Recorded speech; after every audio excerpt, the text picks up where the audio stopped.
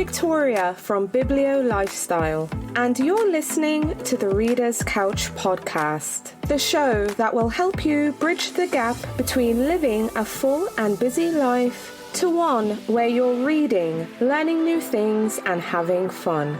Today on the couch, I'm so excited to welcome author Adriana Mather to talk about her novel, The Breakup Artist. The Breakup Artist follow teen entrepreneurs and best friends August and Valentine, who run Summer Love Incorporated, a business dedicating to ending problematic romantic relationships. They end these relationships by going undercover with fake identities. They then infiltrate the couple's social groups during school break, and they will discreetly persuade their targets to break up.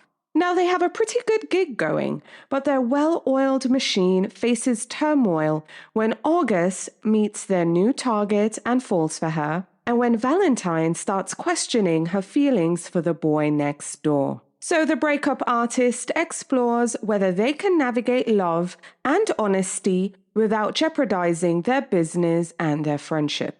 But before we get into the episode, please take a few seconds to subscribe, rate, and review the show. It really helps. And if you have something you'd like to share, click the Send Me a Text link in the show's description and let me know what you think about this episode, if you read The Breakup Artist, or tell me about the last book you read and that you loved. Alrighty, so thanks in advance. And now onto the episode with author Adriana Mather. Hi friends, welcome again to the Reader's Couch. I'm your host, Victoria Wood, and here on the couch with me to talk about her new novel, The Breakup Artist, is author Adriana Mather. Hi Adriana, welcome to the Reader's Couch. Hi, and thank you for having me. This is so fun. Yay! I'm thrilled to have you on. Can't wait to talk more about The Breakup Artist, but I want to know how you're feeling. I know this isn't your first rodeo. You've published books before, but how excited are you? How are you feeling that The Breakup Artist is now out there in the world? Oh my goodness. First of all, grateful because I get to do something I love. And I wake up every morning thinking, my goodness, I live a life where I wake up and I'm like, let me at it. I want to write. I want to be with my family. I want to do all these things. And so every day feels really special and beautiful to me. But I'm feeling great. I'm feeling great that The Breakup Artist is out. And it's so fun crafting a book because I spend so much time alone doing this. And then it becomes a group effort of editing and making a beautiful cover and all of these things. And then I give it. It's a gift. It goes out into the world and then it belongs to everybody else. And so there's something really beautiful about that cyclical nature of a book. I love hearing that. The fact that you get to wake up and do what you want to do and you're so happy and grateful about it, that just really makes me smile inside. So like I'm super cheesing here. But I want listeners to hear it straight from you before I start to talk a bit more about it. Tell us about The Breakup Artist. What can readers expect when they pick up a copy? Essentially, what's your elevator pitch? Okay, so it's about two best friends whose summer job is to break people up for a living. It is just fun. It is fun, but it's also love, like capital L. There is definitely romantic love, but there is also best friend love. That person that is your person, and you fall off the couch, snort laughing, or you finish each other's sentences. The essence of summer, the essence of nostalgia and having fun with your person. And also something that's really important to me to put into books is self-love, because I think that's like the third trifecta of loves. And it's really beautiful, especially when you can have characters that can go through an arc of all three. I love that. So it's like self-love, friendship love, and your romantic partner love? Yep, exactly. Yeah. Amazing. I love that. That is so cool. So the best friends we're talking about in this novel are August and Valentine, also known as Tiny. I like that nickname. Yes. So August and Tiny have this business where they end relationships. They sneak into a friend group, persuade the people they're targeting to end their current relationships because it's not good. Tell me, where did this idea come up for one? Teen best friends They have this business, Summer Love Incorporated, and they end relationships that are essentially problematic. Where did that idea come from? And tell us more about it. Honestly, it came from a walk with my husband, and he is also a writer, and he writes middle grade and film scripts, actually. So we write very different things and we have very different voices, but we were walking our dog, and I was talking to him about this concept of, wouldn't that be the most hilarious and fun concept if someone's job was to break people up for a living? And then I don't know if you've ever seen the movie Hitch, but it's basically the opposite of that you would get people together. I feel like there's always a concept where people are getting other people together, and this is different. But it's full of self-discovery and also hilarious moments and meet cutes and fun. But yeah, it was literally a walk with my husband. Then came the title, which felt very obvious. And then came the drawings, which are one of my characters, August, is an artist. And I was able to ask my friend, Boo Stewart, who you may know from The Descendants or Twilight or X-Men. And he's an artist, and his line drawings actually wound up in this book, which is really fun and something that I've never had before. And I'm over the moon about it. Oh, that is so exciting and so fun. And yes, you're right. We've seen so many times in books and film, because you mentioned Hitch, where folks are trying to get people together and not necessarily breaking them apart. When there's so many relationships out there, I know we've all had this feeling at a point where a friend or a family member is in a relationship and you're like, no, you should not be with this person. Like, you should all break up, even if you don't have the courage to say it to their faces. Oh, 1000%. And the idea in this book is that they vet the cases. They will only break up a case if they think it has true merit, right? Or they'll only take a case if they think it has true merit. There's that too. But it's also got that element of fun to it where when they do take the case, they create personalities and they infiltrate a friend group, but they do it in a very strategic way and hope to become friends with the person so that they can maybe subtly influence them. Of course, one of my main characters who does not really believe in love himself, they take on a new case and he falls for the girl that is the new case. And now he's told her all of these things, but none of them are necessarily true, not even his name. So it's a little tricky. Yes, it's a little tricky. And another partner starts to reevaluate their relationship with their neighbor as well. So we see these two friends who are running this business. In their minds anyway, they've mastered their routine. They have a plan. This is how they go about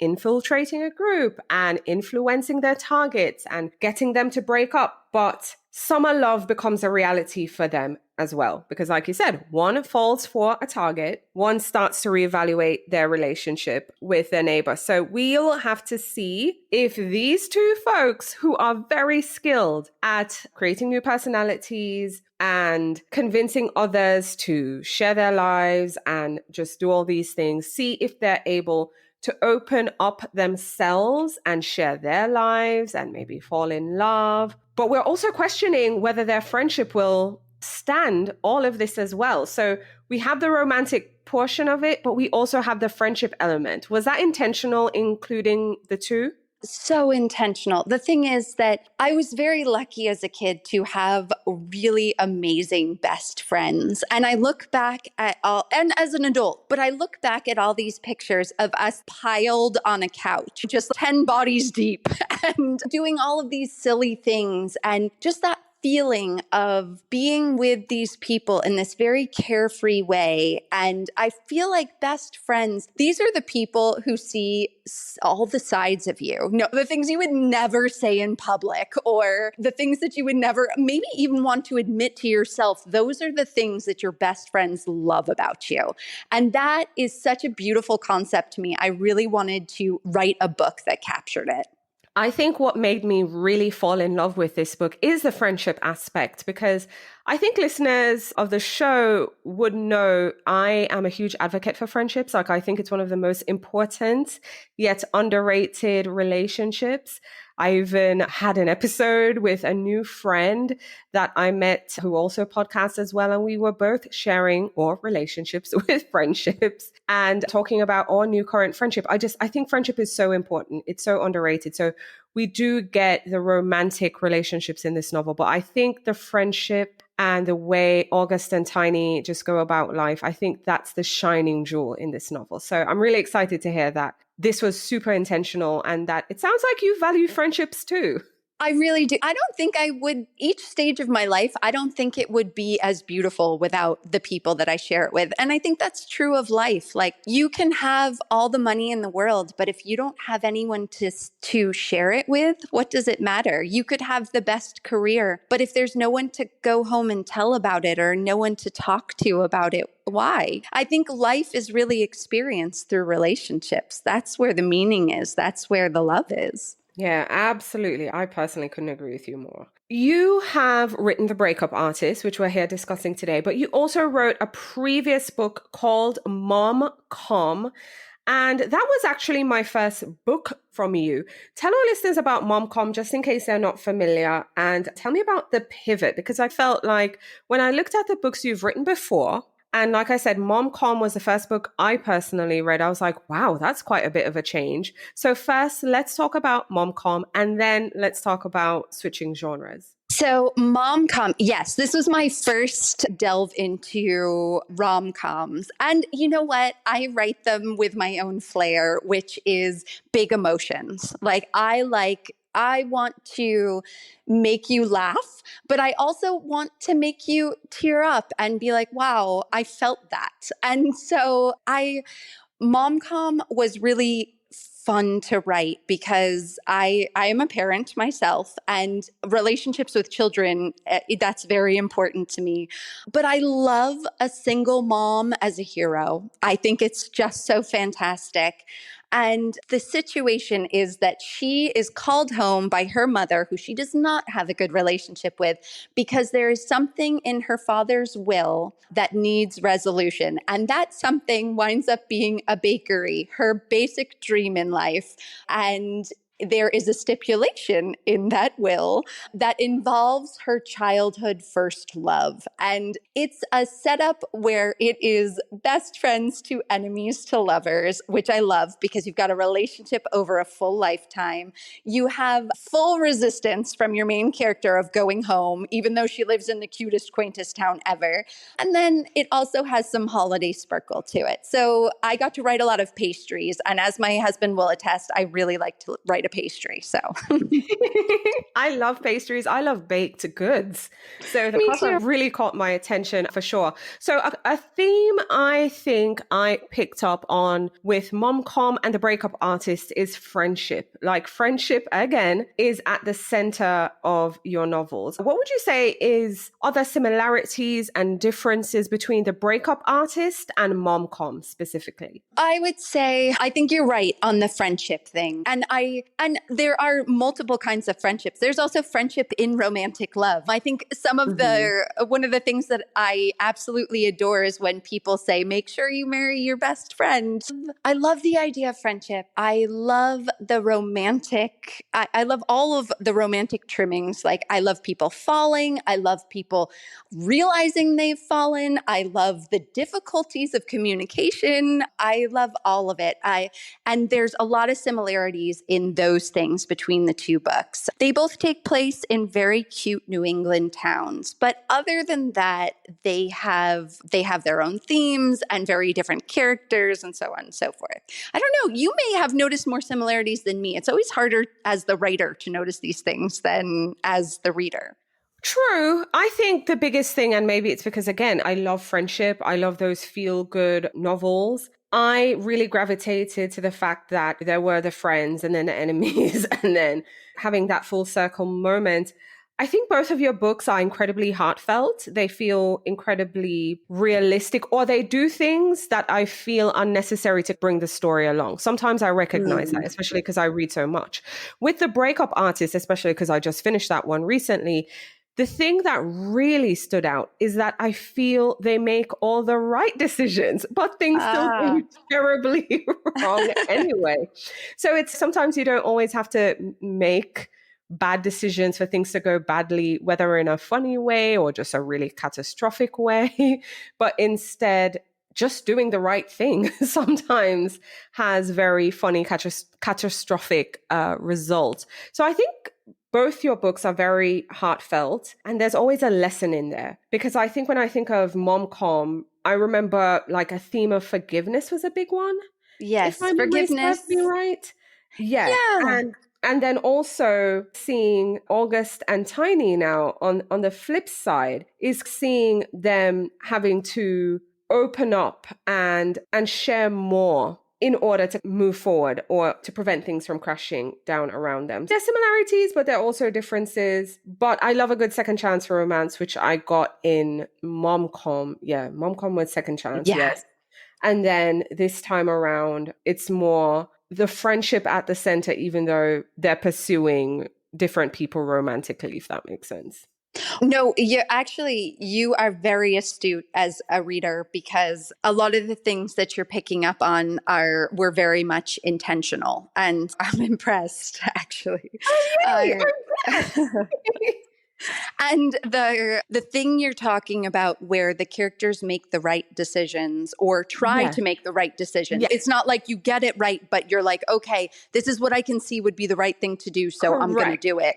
For me, that is very difficult in writing, because sometimes it's easier to just have them make the wrong decision and create a problem. So to figure out how to have them make the right decision and also create a problem can be very tricky.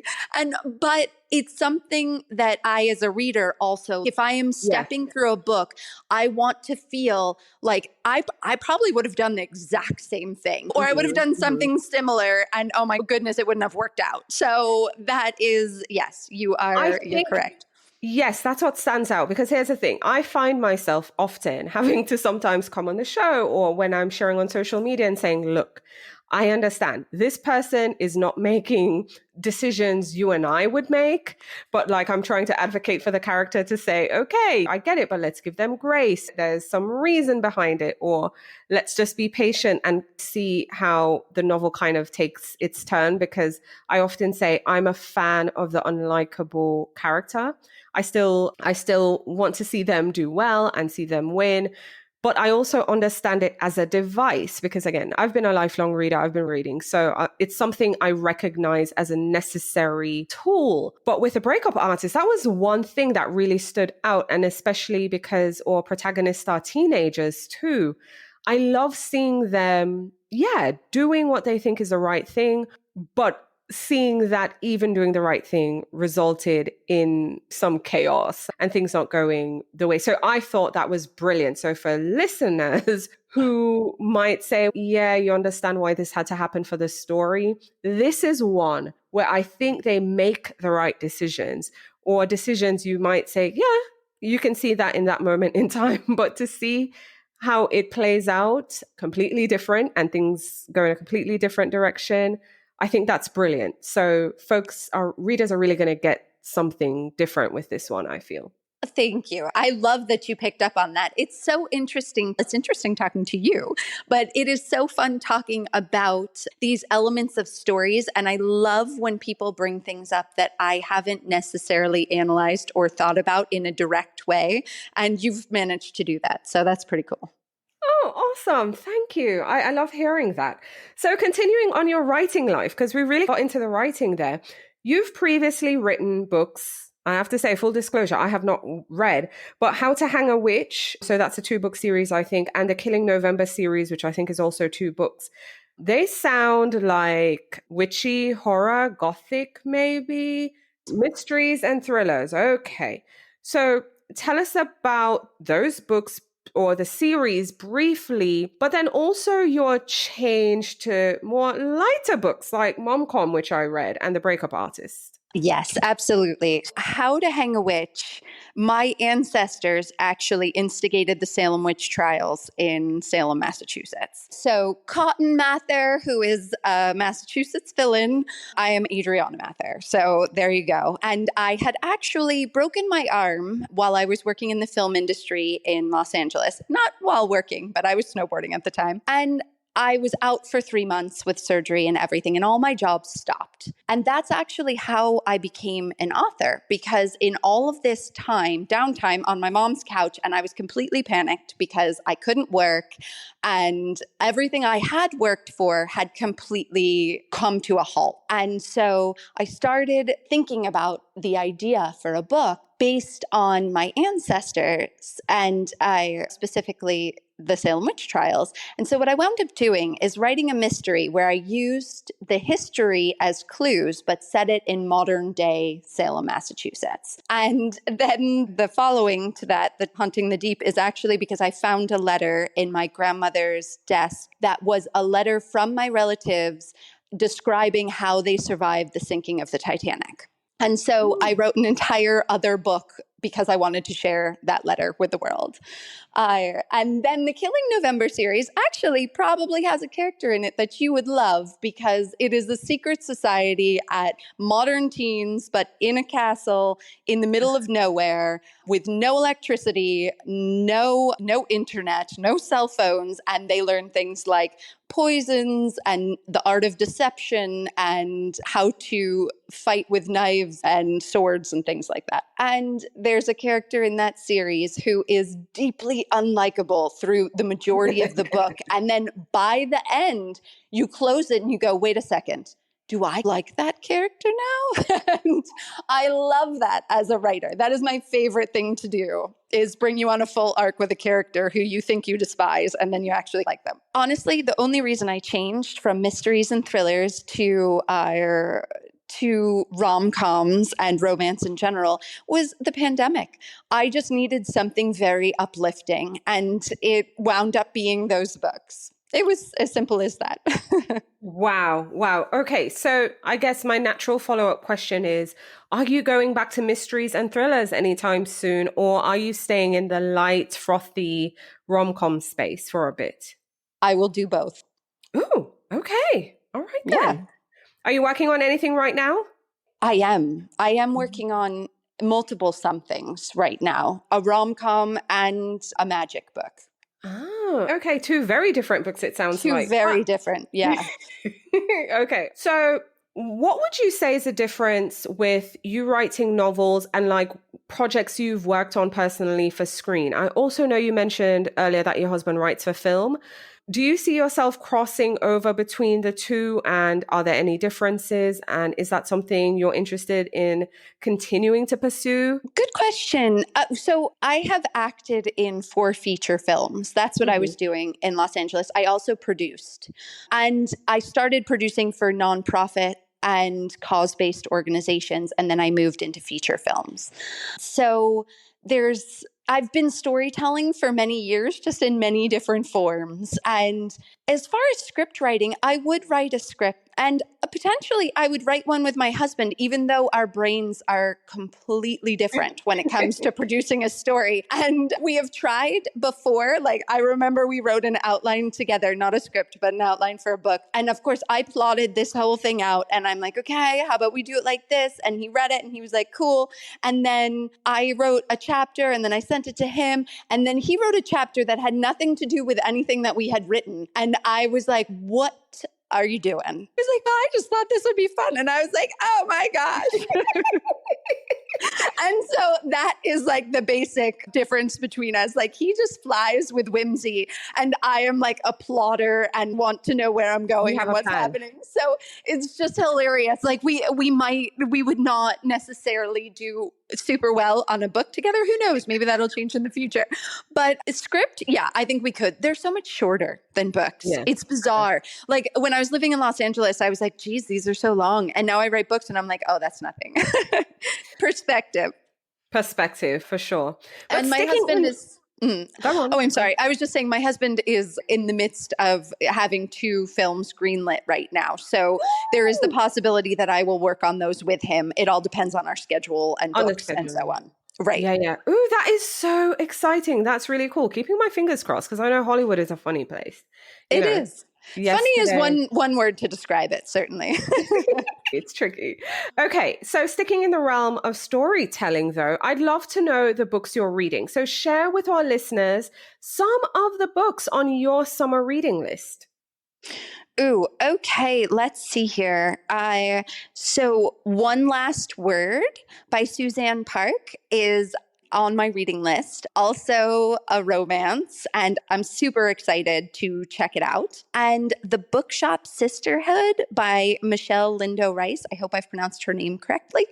And that is, I mean, you put bookshop in a title and sisterhood in a title, and you have me Mhm. sold. So those are 2 books on my reading list right now. Tell me about a book you recently read that you would now recommend, that you love. Ah, okay, let's see. So I am very much a thematic reader. If I'm writing a rom-com, I'm reading rom-coms. And if I'm writing like a dark mystery, I'm reading magic and so on and so forth. So recently I read Nora Goes Off Script, which Mhm. was so fun, I have to say. And I also probably am the last person to read this, but The Statistical Probability of Love at First Sight. And that was really fun too. And as a third, Magical Midlife, good, yeah, I read it, I swear. Magical Midlife Mayhem, maybe, possibly, question mark. It is very good though. Trust me, that happens to me more often than I'd like to admit. I'm like, I know this book's name and it has this character but yeah, the Magical Midlife and Mayhem series. It is a thing. Yes. So I found it. Okay. Okay, great. There you go. Exactly. No, you should have seen me in LA. It was the worst. I was like the famous one, the one with the brown hair. Everybody knows this person except for me because I don't know what their name is. That is me on a regular. Okay. Yeah. What were your favorite childhood books though? Ooh, let's see. You know what? I was an Anne of Green Gables girl. I just loved Anne of Green Gables. I also loved The Little Prince. That book really inspired me. And Siddhartha, as a teenager, I don't think I've actually read it since I was a teenager, but as a teenager, I was like blown away by some of the philosophy. The second you said it, the first thing that came to my mind was, wow, I don't think I've read that since high school. Yeah, exactly. And I've revisited books. Like I'm that person. I'll go back, I'll see how do I feel about it now versus back then. And that is one of those books I don't think I know I have a copy. I know I do, but I've never revisited it. Okay. Now I that's a know book we're reading oh, this. sorry. No, go ahead. I'm with you. You revisit, and sometimes you're like, wow, this is not what I thought it was at all. And other times you're like, oh my goodness, I'm getting so much more from this. So it just depends. I have no idea. 100%. For me, I know, especially like the classics I read in high school, not just for school, but that I read during that time. I had a certain view, I had a certain perception. And then I would revisit it again. And I'm like, wait, I thought this happened, or I felt a certain way. And I'm always amazed at seeing how my views have changed as I've Mm-hmm. aged, but also I will walk away with more meaning. I'll realize things that I didn't realize at first time.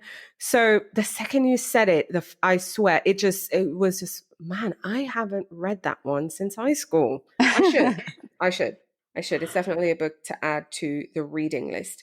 But on the show, we also love or indie bookstores. So share with our listeners some of your favorite local indies. Oh my goodness. Okay, so I have one in Salem, Massachusetts called Wicked Good Books, and it is just what you think it is. It is whimsical, and it is also Salem-y and magical and very fun, and has some great toys for kids. I love that bookstore. There's also Copper Dog Books in Beverly, Massachusetts, which is amazing and keeps a really good diversity of books in stock. Just love them. And yeah, those are my 2 local indies. I remember wickedly good books from my trip to Salem. I did that last year and it was so Oh, fun. Yes. it is. Oh my God, Salem is a good time. It is a good time. And yeah, great bookstore on the corner. It was just, yeah, really nice. Okay, so getting back to your book, The Breakup Artist. Again, I know you've done your job, you've written the book. I hope readers will give this book a go. Again, these characters do all the right things, but things don't go according to plan. And I don't see that often in books. And I hope that's good enough to also pitch that these two are great friends. And I love seeing the different relationships, and I love seeing a breakup agency. I also think that's cool. But what are you hoping for in an ideal world that readers might think or feel after they've turned the last page? Oh, so we're all storytellers, right? I write books, but everyone tells stories. People tell stories in their everyday life to their partners and their children and their friends, to the people in a supermarket line. And these stories hold power. They can put up barriers or break them down, tell you what shouldn't happen, or they could make everything possible. And my hope for this book is that people feel a little bit of the joy and beauty in the world. Maybe they even read it with their best friend. And if they do, come tell me about it, because I want to hear all the stories. But yeah, that's it. My hope in the world is that my storytelling can spread a little bit of joy. I love that. Spread a little bit of joy. I think we all need a little bit of joy in our lives. The world can be an incredibly dark and sad space, but at least we have books that we can escape into. And The Breakup Artist is definitely one that I recommend you spend some time with this summer. Adriana, thank you so much for coming on this show and speaking with me. It's been so much fun. Oh my goodness, I've had a great time. You are a joy. Thank you for having me. Thank you. Thank you so much for listening to the Reader's Couch podcast. Please subscribe to the show, share it with a friend, and take a few seconds to leave a rating and review. Until next time, stay lounging, stay reading, and whenever you're in doubt, go straight to your local bookstore or library. Thanks again for listening, and happy reading.